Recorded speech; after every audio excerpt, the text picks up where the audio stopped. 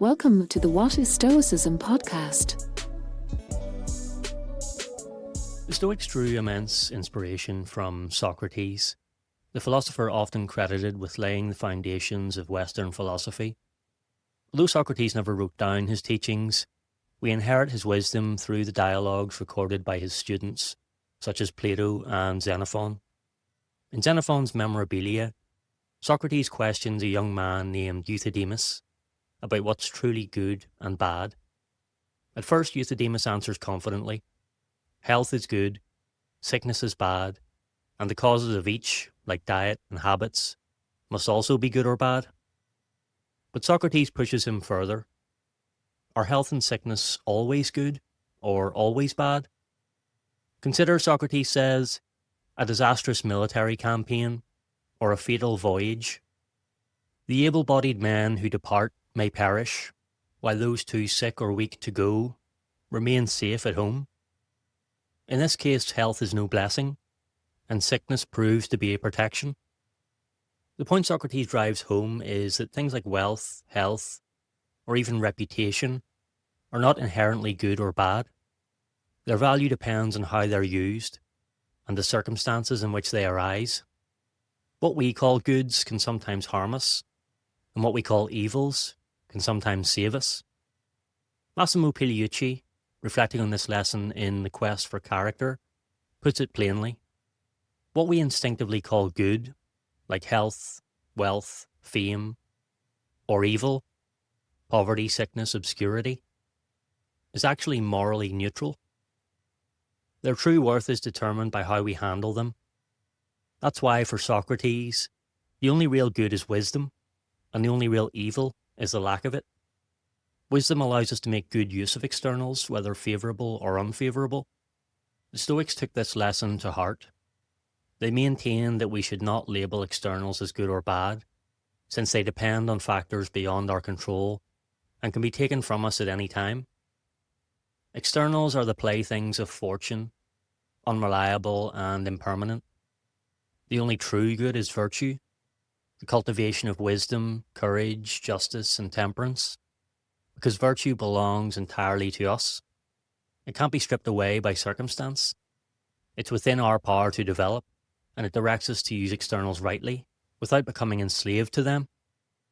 Cicero, the Roman philosopher and statesman, echoed this sentiment centuries later in his work Stoic Paradoxes.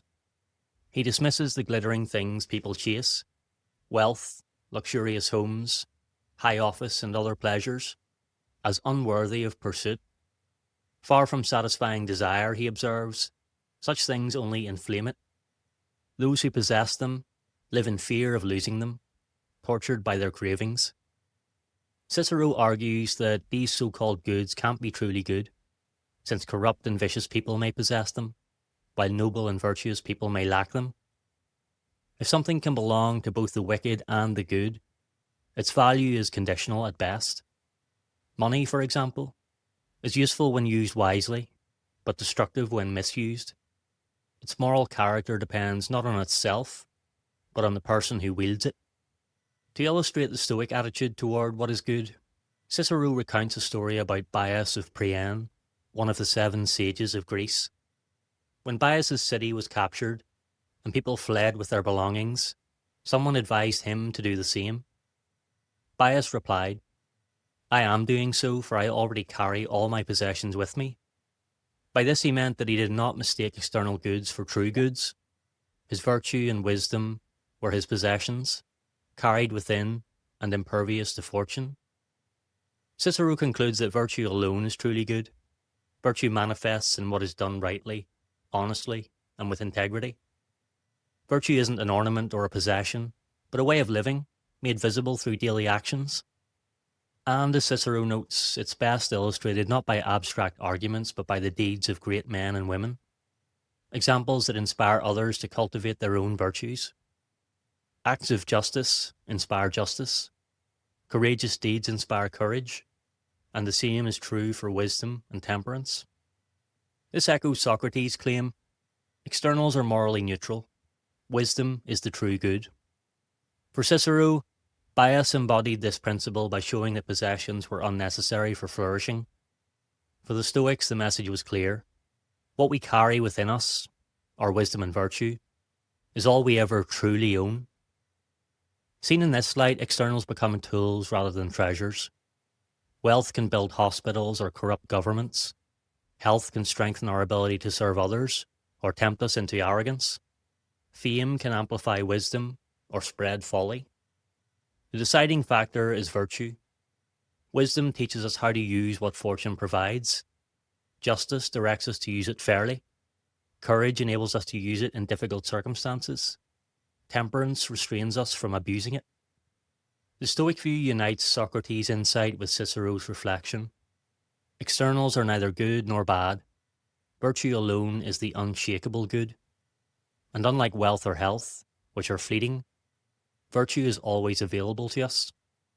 It's not found in possessions or circumstances, but in choices, actions, and character. When we cultivate virtue, we carry the only true goods with us at all times. These can't be stolen, broken, or destroyed. They travel with us in prosperity and in hardship, in fame and in obscurity, in health and in sickness. They are the possessions that matter the most, the ones that define who we are and how we live.